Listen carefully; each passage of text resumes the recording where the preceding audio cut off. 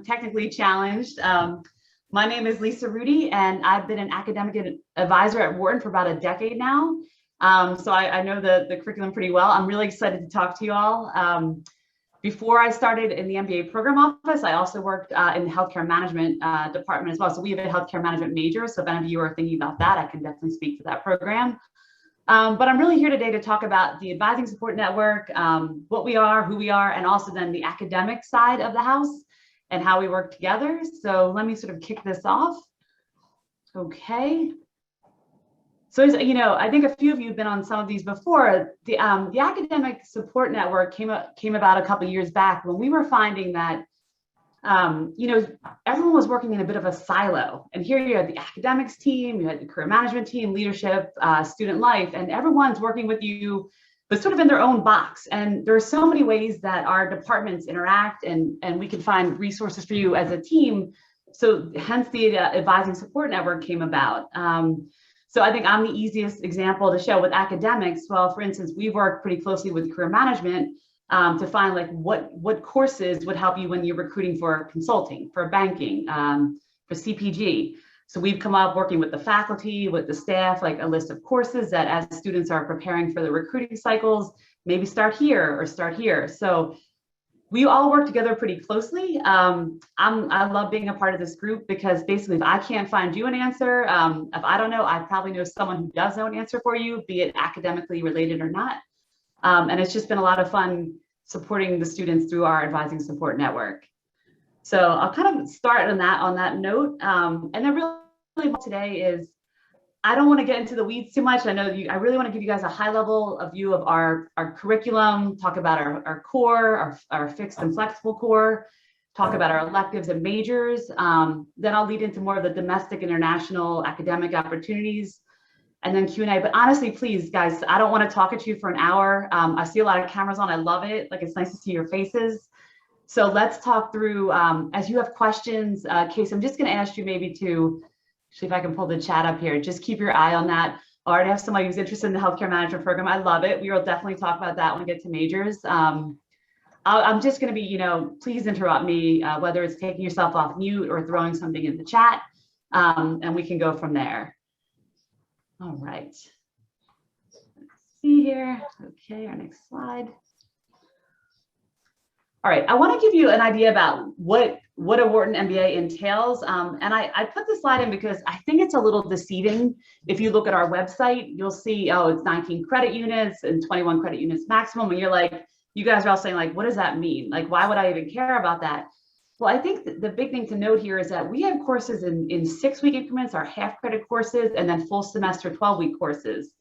And why that's a big deal is you're not taking 19 courses over your 2 years. You're taking maybe 20 some, maybe 30 courses when you start mixing and matching all those half and full credit courses. So there are so many opportunities to be able to take a lot of different things, to study a lot of different subjects academically. That's why I think when people see 19, I just don't want them to think you're limited on how many courses you have to take when there's really a range of ways to customize your MBA. We have 11 core subject areas, so I'm going to talk a little bit about that, that the faculty has decided that you need to focus on unless maybe you have some previous experience. And then one major is required. That is a non-negotiable. I always have, even current second years are saying, do I have to do a major? I said, oh my gosh, yes, you do have to do a major. But what I'm seeing more and more in my many years here is many students doing multiple majors, sometimes 2 majors, I've seen a couple of triple majors, and then every year I've got like 2 students who do like 4 majors, which is a little crazy and takes some planning, but it does happen. So just to let you know, there's a lot of opportunities here to specialize. I think we want you to walk away showing your future employers like you did have an area of expertise or maybe multiple areas of expertise, hence the major requirement. Okay, so I'm going to start with our fixed core classes. So these are what we call sort of our essentials, and that unless you maybe have some previous experience to not take one of these courses, the faculty really felt that you need to start off your Wharton MBA by taking these classes in your first semester. They're sort of the basis for some of your upper level classes. So just to quickly go through them, our Foundations of Teamwork and Leadership class is probably one of our most popular courses. It's an intensive, like 5-6 day class. You're working with a team. You're making decisions about, I don't want to give too much away, but you're just having a lot of fun. It's a simulation-based class and students tend to love it. It's really a nice way to start off your Wharton experience, and it takes place in August as you're starting off your MBA journey. And then in the fall semester, we have our marketing management class, which pretty much what it says, it gives you the essentials of marketing. Our econ class, our microeconomics, we call them magic. And when I got here, I really was like, this is not a Harry Potter thing. It's called magic, but it doesn't feel very magic sometimes when you're in the class. The econ classes are pretty intense. But that being said, they really serve as a great foundation for your upper level courses. I remember after talking to a student who finished her fall working through the magic courses, they were really tough. And then she said to me, you know, I just negotiated, I've been building a startup and I used everything I learned in that class for this startup. So please tell students, might not be the most fun class, but you're going to walk away with a ton of knowledge that's going to be helpful for you down the road. And then of course, our statistics regression analysis class, same thing. If you've never studied stat before or don't have a lot of experience in it, this is one that you'll see will really carry on to some of your upper level classes. So why I focus on these is that this is the only time that I'm going to sit in front of you, hopefully when you're a student here in the future, and I'm going to say to you, like, you have to take this class at this time with this group of people. We place you into these courses with your cohorts and you take them fall of your first year, but that is pretty much it. This is, again, the only time Wharton is going to tell you have to take certain classes at a certain time. What I love about our curriculum is that it's become very flexible. And I'm just going to move into our next slide here. It's our Flex Core, our flexible core. You can take these courses that are also required unless you're placing out of them at any time during your 2 years. And there's lots of flavors of them. I really have to step back and give our faculty, our curriculum committee, a lot of credit. When we looked at the curriculum a couple of years back, you know, students were saying, I feel stuck, I don't have many choices. So faculty took a look at all these subjects you're seeing here, from accounting to management to operations, and they basically split it up into different areas of it. So as you'll see some of these, I'll give you a few examples. These courses have different flavors that you can pick from. So what's right for, you know, your roommate might not be right for you. You'll have options here. Let's see. So this, to me, I like management. I thought did it really well. So we had 2 management core courses. Now you only have to take one of them. You can't waive out of this. You have to take it. You can never have too much management in an MBA. But what you want to think of here is we have the established versus the emerging enterprise. Now these classes are taught exactly the same. They have 3 modules. They have a global module, a human resources module, and a strategy module. All the theories that you're learning are the same, but what's going to be different for you is going to be the cases. What companies are we looking at? Like, what stage are they in? You know, the established enterprise, you're looking at industries and companies that have been around a while. Emerging enterprise is some of the newer industries and some new companies. So I tell my current students, when you're picking these classes, look at the case studies. The theories are the same, but you're really getting a chance of what companies do you want to explore for that course of study. And then on a completely different note, our marketing department, they've gone the opposite route. They've done completely different formatting. So they said, look, you know, you have your marketing core in the fall, and then you have to pick a second marketing course on top of that.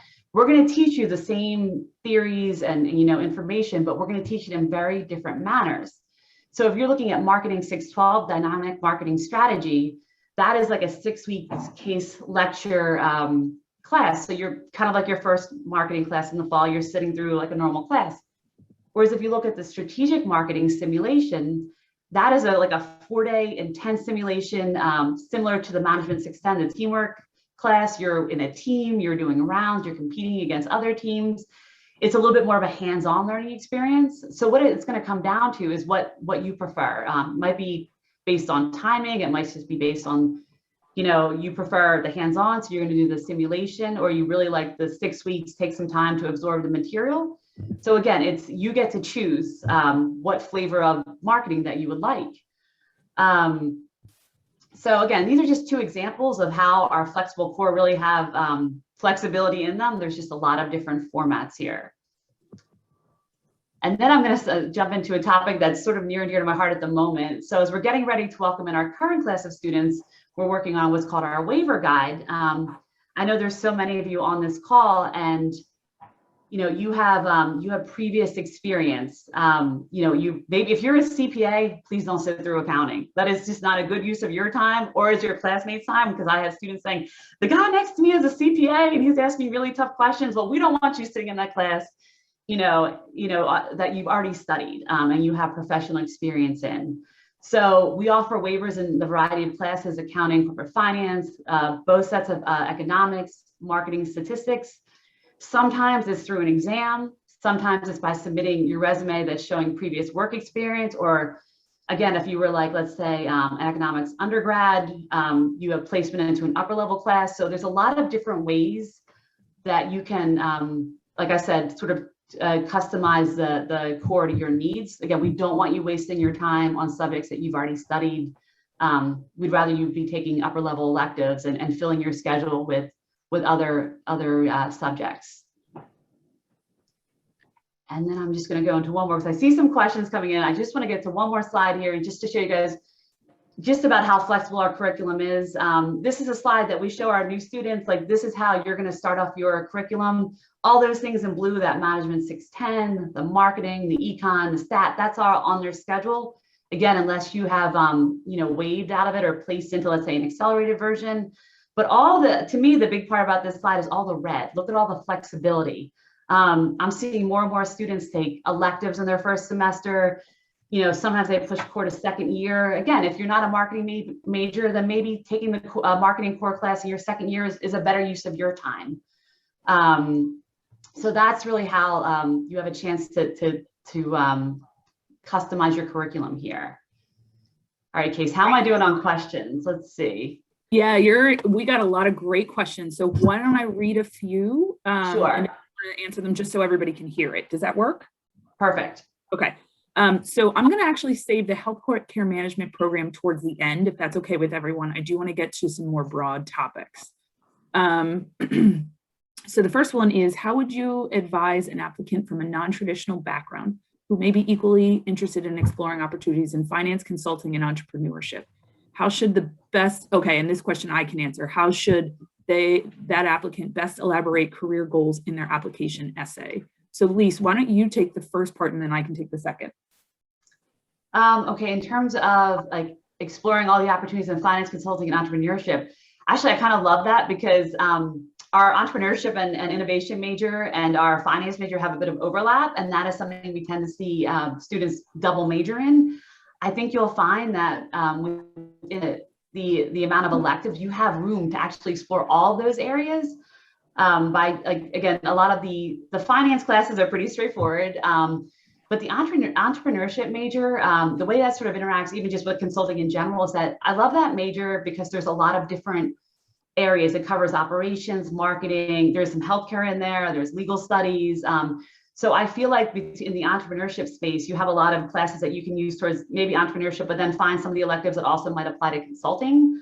You just have room to take both. You don't have to major in one specifically. Let's say you could do a management major or maybe an entrepreneurship major, but you will have the room even to double major and also take electives outside of that space. So plenty of opportunities to explore and plenty to take in your first year to prepare yourself for, let's say, if you're going to do consulting and recruiting. We have a list of classes that might be a good place for you to start with. Great. And then I'll answer the last one. So the question was, how should such applicant best elaborate career goals in their application essay?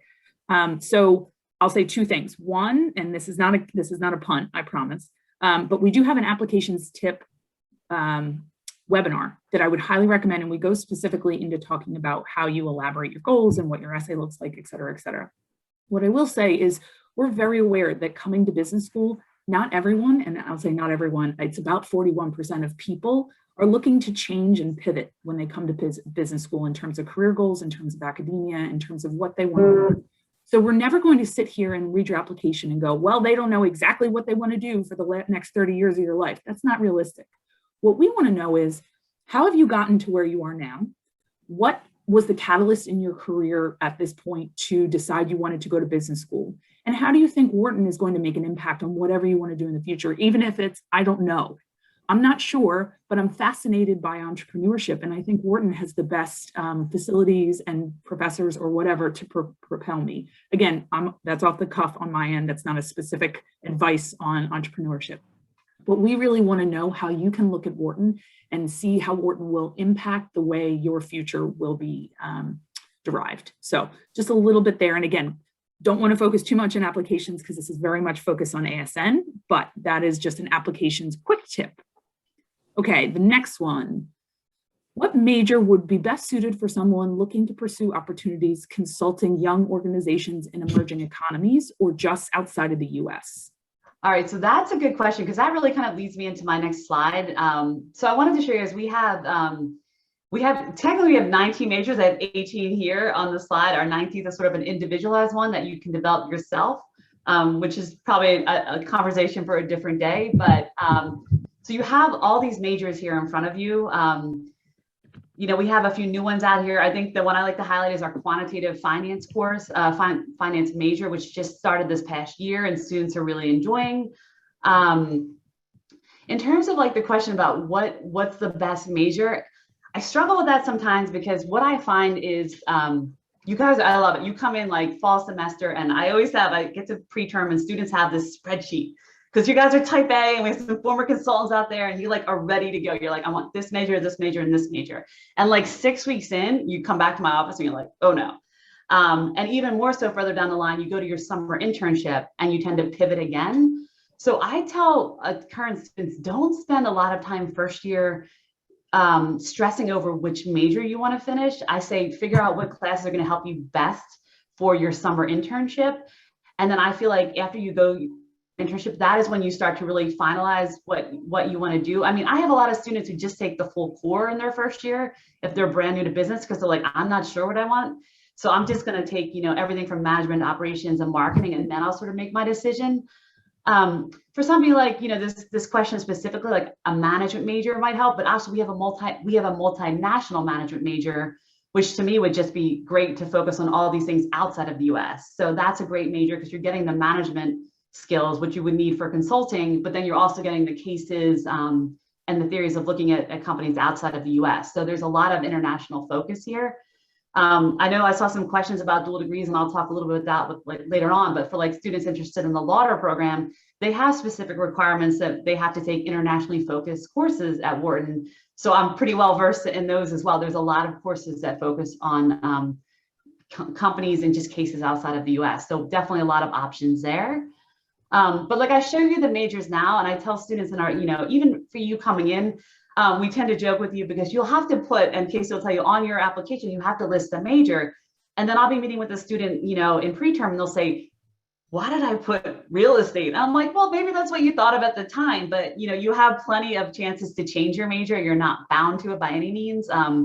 Really, the only time I'm really talking to students to finalize their major is spring of their second year when and I'm like, okay, where are we at here? Let's see what we're going to do. But most of you guys, I think students tend to fall into majors just because you start taking classes that interest you and they tend to fall in a bucket. And all of a sudden you're like, I'm one credit away from an operations major. Never thought I'd like ops, but here I am, I'm going to end up majoring that. So a lot of options here, a lot of great options for any international students on this call. Some of them are STEM eligible, the science, technology, engineering, math. So we have a few STEM majors like our quant finance or business analytics. So a lot of options here on the major end. Lise, there was a great transition there. We got a question. Can you share more about the dual degree opportunities available? And I think that's a great segue for you to talk about that if you have the chance. I do want to do a dual degrees. Hang on for 1 second. No problem. I have something coming up on those. I'm going to get to dual degrees. Let's see. I'm just making sure anything else about majors. I think the next thing I'm going to get to this next slide and then we'll get into dual degrees.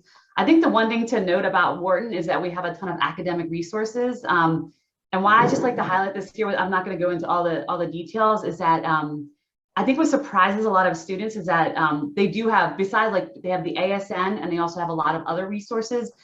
We don't want you to get here and just fend for yourself. And I'm surprised that a lot of students feel that way. Like I'll never forget, Casey, this is one of my favorite stories. I was on a Wharton trip And I had a student come up to me on the trip and he's like, real quiet. He's like, can I talk to you about classes? And I'm like, that's what they pay me for. Like, please, like, that is what I'm here for. Like, our goal is to help you pick your classes. Like, don't spend 3 hours trying to figure out how these majors work. I can probably do that for you in 5 minutes. You have that, to me, the harder job of taking the class and passing the class. So just note that we have a lot of resources here that once you're here, you're not on your own trying to figure this out by yourselves. Like, this is not it. So I wanted to get into that. And then I see, like, so here, I think this will answer some of the folks' questions about dual degrees, HCM. So we have a lot of domestic and international academic opportunities. I'm going to kind of talk about them in cascading order. I think I'll start with our Wharton in San Francisco. This has really gotten big. This started in 2012 as a pilot program, ran for about 3 years. You guys loved it, so it is now a permanent part of our curriculum. Students have the option to spend the fall of their second year in San Francisco. It is a really neat opportunity. It's a 70-person cohort, maybe at most, 70, 75 students. You're at our San Francisco campus on the Embarcadero, and this is really geared for students who want to do entrepreneurship or tech stuff on the West Coast. I don't know if Stanford was thrilled when we started this, but it's been a nice way for you to have your East Coast here, you know, at Wharton, but then you still have a semester out on the West Coast, especially if you're interning out there over the summer. We've had a lot of students stay on San Francisco that fall. They have a lot of entrepreneurship opportunities. Our regional seminar brings in a lot of current students and alumni to talk through how, you know, what they're doing with their startup or their career. So you really get a lot of hands-on experience here. It's a different opportunity than being in Philly for a whole semester. So it's something to think about, especially if you're thinking that you ultimately want to end up on the West Coast. So this is one thing to keep in mind. I think that really, I love this opportunity. It really sets us apart, having this chance to be at Wharton, but not be here in Philly. And then for the dual degrees, we have a lot of dual degrees. Our two that are outside of Penn are the Harvard Kennedy School of Government and the Johns Hopkins School of Advanced International Studies, Johns Hopkins SICE. We see a number of students take advantage of this every year. The nice thing, and I'm going to tell this to this group as you guys are thinking through your applications, is that you don't have to make this decision now. For Johns Hopkins and for Harvard, we have most of our students will apply in their first year. So let's say you get to Wharton and you're thinking, maybe I do want to do a dual degree. You have the opportunity to apply in your first year at Wharton. Or technically you can apply to both at the same time, and then you obviously start at one of the two schools. But there's flexibility here, because what I find is students this is not on their radar. You know, they're like, I'm going to get my MBA. And so why am I thinking about another degree? And then all of a sudden you start talking to friends who might have graduated from the dual degree. And you're like, no, this might be a great opportunity. So then you have the opportunity to apply while you're here. And the other one, just to show you, is that we have a ton at Penn. And so I know Casey's team does a great job. So our Lauder program at School of Arts and Science, that has a great travel component and the international focus that you would need to apply to. It's a joint application with the MBA and Lauder. So you can't do either or. It's like they both are together. So that is something you'd want to have on your radar ahead of time as you're starting your MBA application. Same thing with the law school. We have a 3-year JD MBA that requires you to start at the law school. So you could apply to both at the same time, or if you're a JD, you can apply in your first year at Penn Law. But the rest of them, I highlighted a few here, we've seen a real rise with our MCIT degree. It's Master's of Computer and Information Technology. It's pretty intense with our engineering school. A lot of folks going into tech. I'm seeing more interest there. You're getting basically a computer science undergrad degree kind of in 1 year or 2 years, in addition to your MBA. So it's not for the faint of heart, but again, you can apply in your first year here or apply together. Grad School of Ed, we have 2 programs with the School of Design. There's also some other things I didn't include on here as they're a little more niche, but like our dental school, our veterinary school. If you're already in one of those schools and you're on this webinar and thinking about that, that is also a possibility, because we pull some credits from those degrees. They take some credits from our degree, and basically you're shortening them out, hopefully the time and the tuition that you're doing both of these degrees. And I think, and I'll call this out here for the HCM program. So for my healthcare management folks on this call, that is one where you're applying to the program within Wharton. It's a major, but to me, it's much more than a major because you have to apply to get in. You can't get to Wharton and then say, oh, I want to major in healthcare. So you're applying to that program directly. They have a really great community. You have they have some of their own core classes that you take for in healthcare. So June Kinney is a resource. She was my boss many years ago. She's been running this program for decades and she knows her stuff. So any interest in the healthcare management, I'm sure Casey's team directs you to June. They're amazing. So something to think about again as you're applying in the next year or two. And then did I miss any dual degree things here? So I'm looking through these questions, Case, anything? No, I'm looking at the same thing. I think we got this semester in San Francisco or SFS, again, all with the acronyms at Wharton. Right. We're talking a lot about. I'm seeing some on the curriculum and stuff. So let me finish up like these next few slides. Because again, guys, I don't want to be doing slides the whole time. Let's chat. The next one is international exchange. So we have 19 programs all throughout the world. So now you have the opportunity to spend a whole semester abroad. I don't think I see that as much just because I know it's MBA is only 2 years and you're here such a short amount of time that taking a whole semester away, sometimes students are like, I don't want to commit to that. What I see more students doing is there are some in the summer that are they're called half semester, like 6 week or 6 to 8 week exchange programs that run maybe May to June. So we see a lot of students do those usually after their second year. They don't officially graduate. They finish their 4 semesters at Wharton and they might go to INSEAD or Bocconi in Italy. So there are opportunities to study outside of the US and still sort of keep your 4 semesters here intact. That being said, if you want to work in London, you want to go to Europe after you're done Wharton, we will have students go to LBS for London Business School for a full semester. That is on the table. So it's nice. Their opportunities are there. My colleague Natalia Lavina does a nice job with, she'll have information sessions for when you start. It's something that you can't do right away. It's not you're going to start off in the fall of your first year on exchange. So again, it's something that start to look at our website, think about, and then once you get here, that's something we can plan for most likely in your second year. And then if you're saying to me, Lisa, we don't want to be away from Wharton, so stop talking about these semesters away. I'm going to talk about some of the fun international opportunities. This one's near and dear to my heart. It's the global immersion programs. These they're run out of our office and they take you to different parts of the world and they're just an immersive experience. It's academic credit, but you're meeting with a lot of companies in that region and you're also just doing like all the fun stuff, just all the touristy things. So to me, this is a great way for I guess 2 areas of interest. If you just want to go to a different part of the world and it's maybe not like you don't want to plan the trip, like I don't like to plan. So this is great. Like you sign up, you show up and everything is set for you. We have a tour guide, you've got your hotels, like you're set. I love this. It's a small group of students. I've been on about 4 of these, 1 to China, 1 to India, 2 to the Middle East. You get to know the region, but you also just get such a close bond with your classmates. We just have walked away from these trips with the groups come out with such tight bonds from these trips. So they're usually over winter break, spring break, and also right after the semester ends. And then again, we're going to ask, so some of you who are on this call, if you're from one of these regions, we're going to ask you, do you want to help lead this trip? We're going to hire you to help plan the trip for us and use your networks. So students have really enjoyed showing their fellow students their home country, and they're just a lot of fun. So global immersion programs coming back this year, I think, as we start to open up with the world. And then if that's a little bit like, you know what, you're like, no, Lisa, I don't want to plan my trip. I'd rather do my own thing. This is where the global modular courses come in handy. These are very specific. So this is more like you want to study, like I said here, finance in Turkey or global supply chain in China. You're going to this region for maybe just a couple days. It's pretty intense.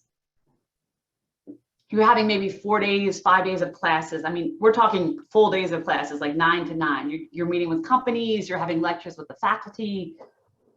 It's a lot of work, but it's a short amount of time. And then what I see most students do who take advantage of these is that they will just stay in that region and travel with their friends. So maybe you and 3 friends sign up for one of these classes together, you complete the course, and then you have the opportunity, and then it's up to you how you want to spend the rest of your time. Again, these are over like spring break, winter break, and May, like after semester ends. So these are during our break times. They change every year. So we put these up right now, but again, by the time you're getting here, it could be completely different. Some of them have been consistent. Our global supply chain in China, I love, because Marshall Fisher is an expert. He's taking you into all these factories in China. Students have like really enjoyed those classes, especially if that's an area they're interested in. All right, Case, I have talked a lot. I just kind of want to open the floor here to questions. Maybe I'm just going to stop the screen share too, because absolutely, I don't think anyone needs to see all these slides. No, that's great. I see more faces now. This makes me much happier. I've been trying to go through and answer a few that are specifically admissions related. So I've been chatting with people, but let me go back and see if I can cover any for you specifically that are broader. I see one here on the hands-on project-based learning. Yes. So I think there's two ways to look at that. We have some types of things that are sort of like mini consulting projects. For instance, healthcare specifically, they have their own specific ones for healthcare students, but there's also, we have another another consulting practicum that offers like hands-on experience where you apply to the course, you're working with a small team, and you're basically consulting for a company, like they've come to Wharton for help. But then the whole idea of bringing your own, BYOP, I love that, bring your own project, that's awesome. I'm gonna totally use that in my lingo going forward. We have what's called independent study projects, and that's where I've seen students bring their own projects to a faculty member. So I'm gonna use him as an example. Marshall Fisher is our supply chain guru. If you're interested in supply chain, but there's a real specific topic that, let's say, the curriculum doesn't cover, this is where you can develop your own mini course and go to him and say, I'd really like to study this, this, and this. Like, would you consider supervising it? And the two of you sort of craft a course together. And that's really, it's really helpful when if that's the faculty's area of interest and you have that area of interest, it's usually a really great fit. So that is definitely an opportunity. We have students doing those every semester. And, you know, again, it could be you and a couple of other students. It doesn't have to just be you. I'm going to say, so it's something to think about, and there are opportunities for. Oh, I see a question on the FlexCore. Is it FlexCore mandatory? We're taking courses within. So the FlexCore is mandatory unless you waive out of some of these subjects. Like I said, you'll see the waiver requirements for whatever year you start. There's only a few that you really have to take, like our legal studies, our management. Those are some of the core courses we just feel that they can't be waived, that you can never have enough of that subject. There's always something to learn. But again, some of the other things, especially the more technical degrees like accounting or statistics, you can waive those in full. Again, we don't want you sitting through those if you've taken them. The one thing I will say, this makes me laugh every year, you say to me, well, what if I waive 4 core classes? Does that mean I can graduate with like 15 credit units? I'm like, no, like the 19 is the set number. So you're basically filling those slots with your other electives. Let's see. How many semesters would you be embedded with a study group? So really, it's only, again, the fall semester is the only time you're really working with a study group. That's that fixed for those courses.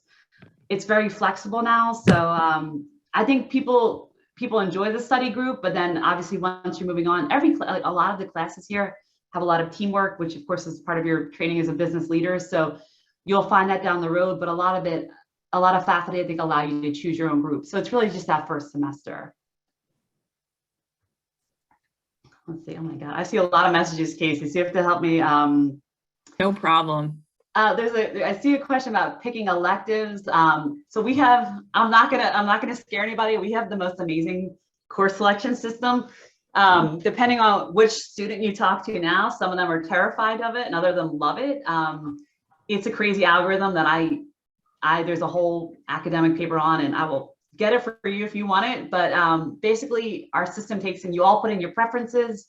It finds basically a way to give you all the best possible schedule without making someone else worse off.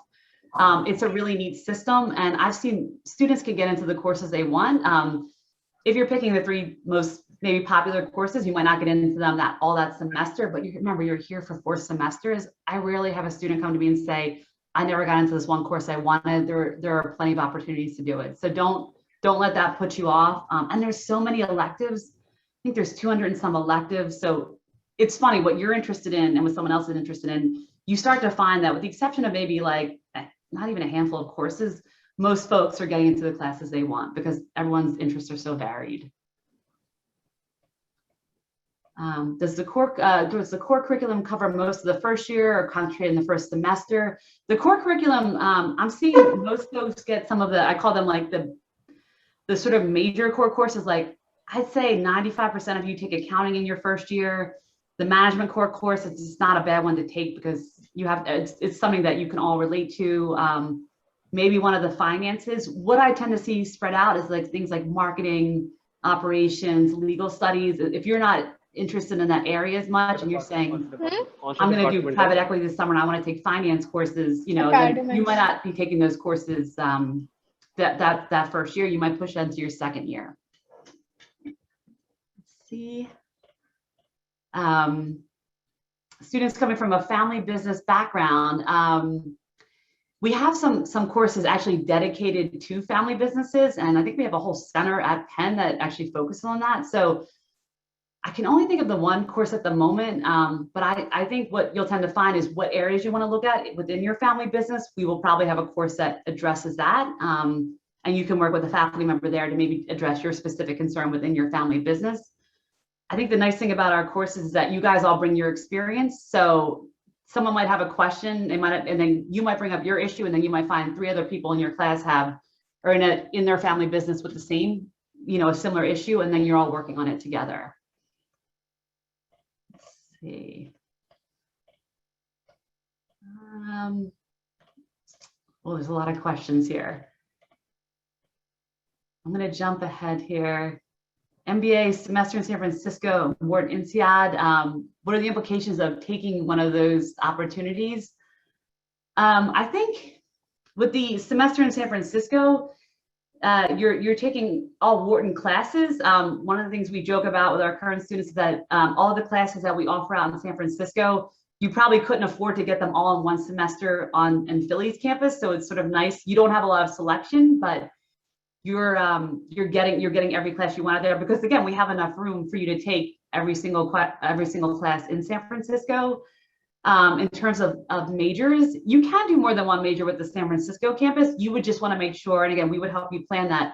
What are they offering that semester, and how does it fit in with your major selections? Because what we want to do is, if we know you're going to San Francisco next fall, we're planning out in your first year. I might say to you, hey, take some more of the electives this year because you want to push everything until spring of your second year. But there are definitely ways to do multiple majors and still go to San Francisco. So that's not going to be an issue. I think INSEAD is a little tougher because none of those classes fit towards our majors. So you're really taking the whole semester out of your Wharton experience. That being said, you can probably take a lot of the classes over there that you're interested in. Even though it's not a Wharton major, you're still getting the knowledge you want. So I don't look at it as it might be a disadvantage in terms of majors. You might not be able to do, like I said, 3 majors, but I'd still rather you go to INSEAD and do 1 major if that's going to be more helpful to your career and your overall learning. So I wouldn't let that be a burden to you just because you can't do as many majors as you want. Let's see. There's some question about the emerging markets and global cases.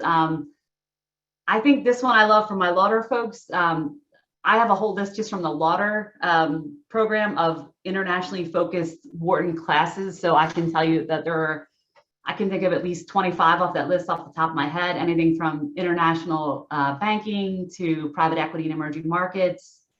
We have a bunch of management classes. So there's a ton on global cases. And again, we can find you those courses.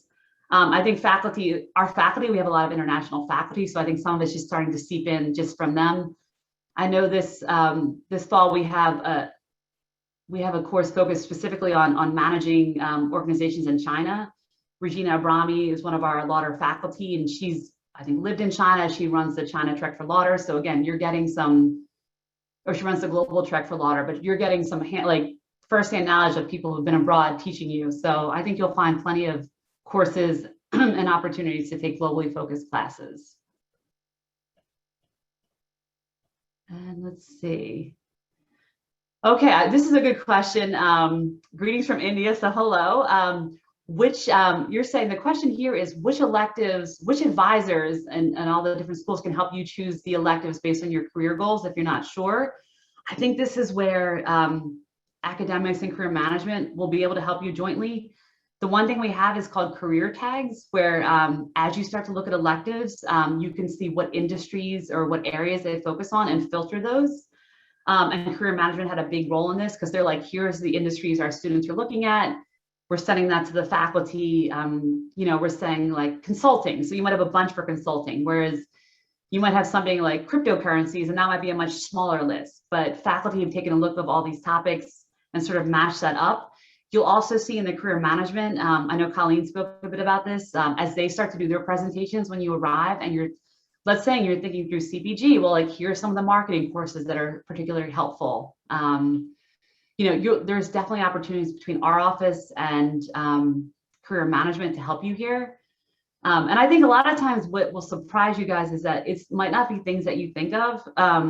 So our accounting major, let's say, okay, not the most popular major. And I like to make fun of accounting because my dad was a CPA and I'm like, and he wanted me to take accounting and I refused to forever because it's just not my thing. So bless the accountants out on this call. But so students come to me and they're like, they're going to go into banking in their first summer internship. And they're like, what classes should I take? Well, like our accounting 742 class, like our financial reporting class, is it our most fun class at Wharton?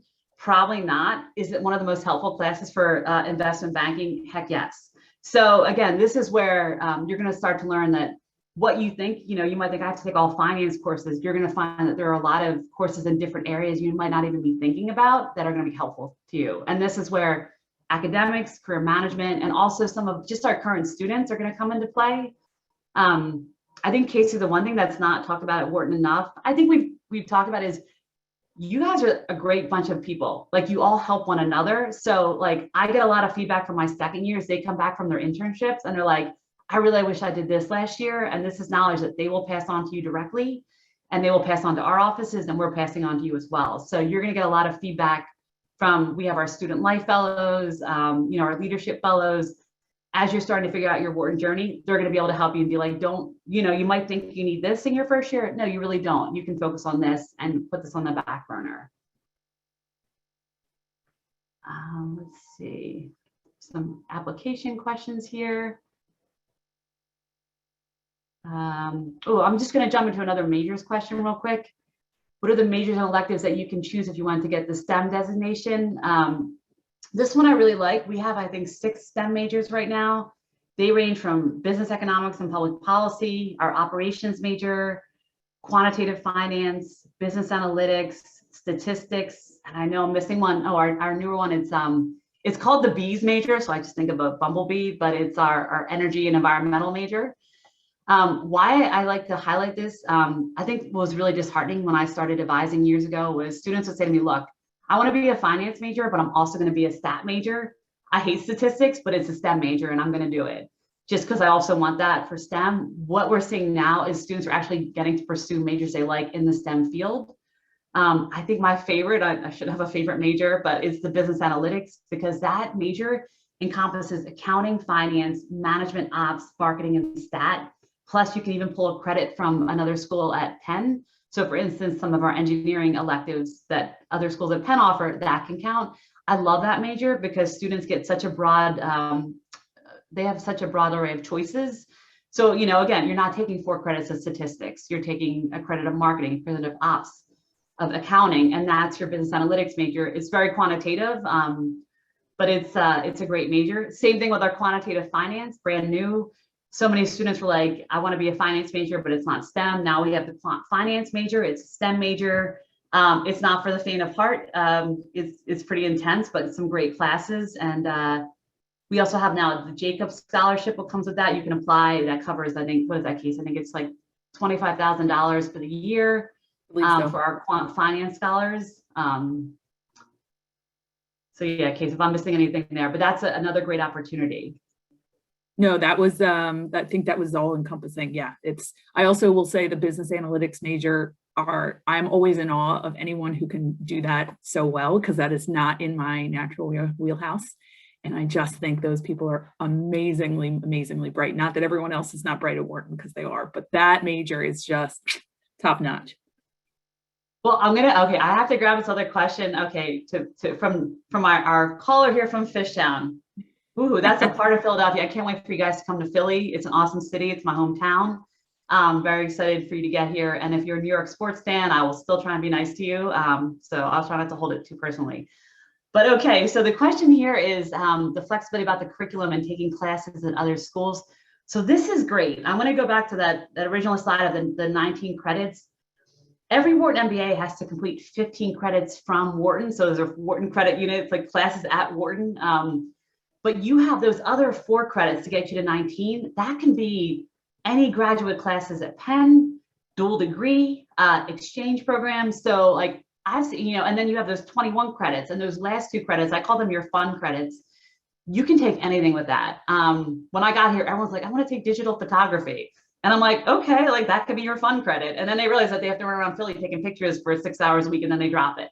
But still, it's on the table for you if you want to take some of these like fun classes. We have a lot of students taking classes in the engineering school.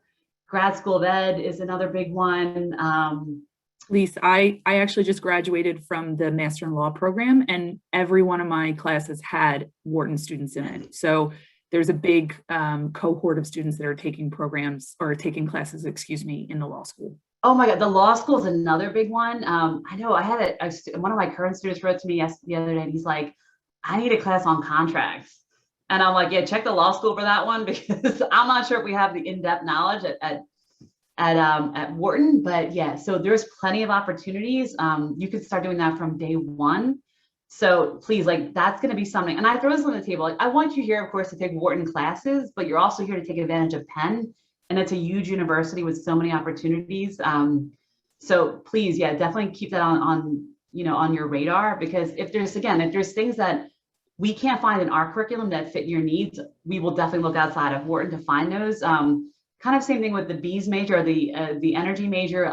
They offer classes out like in the, we have a master's in environmental science. And even though a lot of students don't do that particular dual degree, you see them take a lot of those classes because they just find it very helpful. They complement our classes. So yeah, a lot of opportunities to take these outside of Wharton classes. Let's see. Do professors ever support in different ways startups that Wharton MBA students are starting? I can't say specifically, like, I don't know if they're investors. I don't really know that answer. But what I will say is this, our entrepreneurship major, I'm going to go back to that. There are specific classes. It's called our Management 806 class. It's venture implementation. You have a class where you basically are working on your startup. So I tell a lot of students, when you're starting at Wharton, we have our Management 801. It's our entrepreneurship, like our core entrepreneurship class. It's a half semester. Take that, like get the basics of entrepreneurship. But then most of you guys are taking that and then going into 806 that next semester and just working on your startup with the faculty member. And then again, a lot of our entrepreneurship electives have faculty who you're going to be able to work on some version of your company in that, whether it's a marketing plan or whatnot. There are many opportunities to work on your startups within our courses. And then again, this is where I feel like a lot of independent study projects might spawn off from. If you're working in a class and you and the faculty member get close and you want to keep working with them once the semester's over, this is where an independent study might come into play, and you and that faculty member continue on the startup. Lisa, I see a specific question that says, how can we learn about academic experiences of certain electives and/or majors of current students or recent alumni? For example, if I want to learn about a student's experience of taking the FinTech elective, and I'll take that one. So specifically, we have what's called admissions fellows. We're actually in about a 2-week transition period where we went from our admissions fellows who just graduated on the 16th, and our new admissions fellows, they should be ready to go, I believe, at the end of this week, beginning of next. And what you can do, and I highly recommend this to everyone, if you go on the admissions website, so Wharton Admissions, and you can Google that, and I'll put the website in there. You can go in and you can search by our admissions fellows. I believe there's 51, and you can look at their major, their previous experience, where they did their internships, and you can set up time. They have a Calendly link in all of their web pages, or they will when it's up and running, and set up time to talk to them. And that's our greatest advice to anyone who's possibly looking and wants to know about a major or internships or whatever. Our students are our best ambassadors because they're living it at the moment. So highly, highly recommend that you talk to them, and then they can talk to you about what they've experienced also with alumni. So did want to put a shout out in there for our admissions fellows, and I'll put our website in the chat. No, that was a great one, because I'm looking at some of these questions, and I think they are the best ones to talk to. The only thing I will say to everyone here is, and I say this to our new students every pre-term, is please take everything with a grain of salt. You will hear from students like, you have to do this or this. It's really going to depend on your background. What is right for you is not right for someone else. And that is, I think, the biggest struggle. And Casey hears this from our office all the time. Like, students start to take things as like, you have to do certain things. But I love the MBA rumor mill. Like, one year was like, you can't take this accounting to be a finance major. I'm like, first of all, you need to find better things to have rumors about. I'm like, don't worry about what accounting you're taking. But like, I'm like, if you have a question, just ask me, shoot me an email and I will clarify you and, clarify it for you. So I think that's the one thing I will say to you guys is, feel free to reach out to the different departments. You might hear things, but if you ever want to like double check it, besides the current students, you have all of these, the ASN here to help you. I just want to address this. I'm seeing some questions about the global immersion programs and our travel. So yeah, this has been a challenging year. We weren't able to run the global immersion programs. The global modular courses, we pivoted and we did global virtual. So we were able to have, virtual courses where they met once a week and you were meeting with people in those countries. So a lot of Zoom meetings with, the company CEOs and other high level executives. So that was how we pivoted this year. I think the plan going forward is hopefully, as you guys seeing the world open up, business as usual, as much as we can. We'll just be revisiting maybe different parts of the world. If, let's say, one part we can't go back to just yet due to COVID, then we're looking at another area. So I think that's what you're going to see a lot over the next year. It was tough. We missed them this year. And but I think the students I know are rising second years are excited to get back to that. And another question I wanted to jump on before, because I know we're running out of time, is the dual degree versus just being intentional with majors. Taking on a dual degree is a big deal because, again, I think it's a trade-off, right? You're gonna lose some of your Wharton credit units. We're gonna be pulling from your dual degree, so you're gonna be limited. You might only be able to take, let's say, 15 Wharton credit units, and all the rest of your credits might come from your dual degree. So definitely think about what you want to use that dual degree for. A lot of times, students will come in saying, I think I want to do this dual degree. Like, let's say I'll use the ed entrepreneurship one. So some folks are doing a startup in the education space. That dual degree might make sense for them because if you're focusing, you get a whole network of folks in the education space who are also doing startups as well, or maybe opening new schools. Whereas if you're not sure, like maybe just doing the entrepreneurship major and taking some classes at the ed school, that might be a better use of your time than just dedicating so much time and resource to a dual degree. So I think through it of what you want to get from it. And again, the nice thing is for most of our dual degrees, you can think through it. You have fall of your first year, even spring of your first year to apply to some of them. So that decision doesn't always have to be made right away, except for those, a few examples that we talked about earlier. Let's see.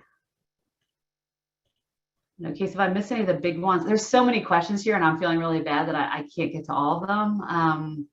Yeah, I've been trying to get through as many as I can, specifically with any admissions ones. Social impact. I know. Is there a limit to how many courses outside of Wharton? So it's 6 credit units outside of Wharton. Yeah, there are a lot of admissions questions in here. Is it still possible here? I'm going to jump on this last one. It's possible to do a semester in San Francisco and a dual degree with Lauder. Yes, we've had our Lauder students go to San Francisco. Some dual degrees it definitely works with, other dual degrees not so much. So again, that's something we could always talk through as you're thinking through those applications. I'm also there's so many good questions here. I'm like so sad this is just an hour and I see first of all, like it's great to see so many of your faces. I've done some of these where people just have their cameras off and it's not fun. So I am already looking at so many of you like just wanting to shout your names and say hi, but I won't call anybody out and I promise.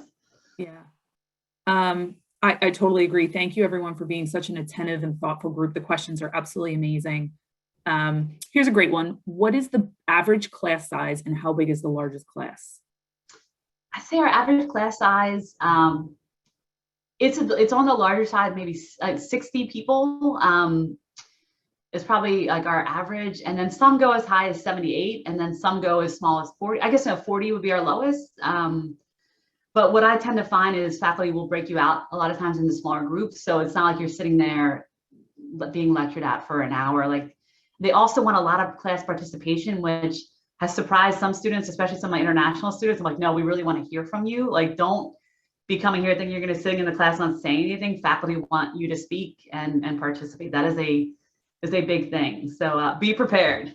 I know one of our most popular electives is scares some people because this guy cold calls. And I tell students, if you are not going to be doing the reading before class, just don't take it.